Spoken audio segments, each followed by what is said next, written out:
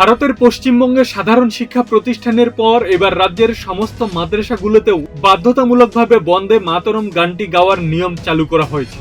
মুখ্যমন্ত্রী শুভেন্দু অধিকারীর নেতৃত্বাধীন নতুন বিজেপি সরকার এক প্রশাসনিক আদেশে জানিয়েছে, রাজ্যের সমস্ত স্বীকৃত মাদ্রাসায় প্রতিদিন ক্লাস শুরুর আগে এই গানটি গাইতে হবে। এর আগে গত সপ্তাহে একই ধরনের একটি নির্দেশনা জারি করে রাজ্যের সব প্রাথমিক ও মাধ্যমিক বিদ্যালয়ে গানটি গাওয়া বাধ্যতামূলক করা হয়েছিল। আন্তর্জাতিক সংবাদ মাধ্যম এনডিটিভি বৃহস্পতিবার 21 মে এক প্রতিবেদনে এই তথ্য নিশ্চিত করেছে।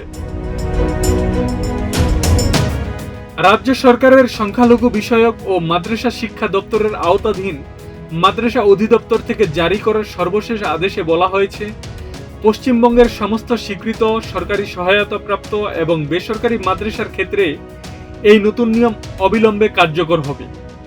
প্রতিদিন সকালের প্রাক ক্লাস সমাবেশ বা দৈনিক প্রার্থনার সময় শিক্ষার্থীদের বাধ্যতামূলকভাবে এই গানটি গাইতে হবে। এর মাত্র এক সপ্তাহ আগেই স্কুল শিক্ষা দপ্তরের আওতাধীন সব স্কুলের জন্য একই নিয়ম জারি করেছিলেন মুখ্যমন্ত্রী শুভেন্দু অধিকারী।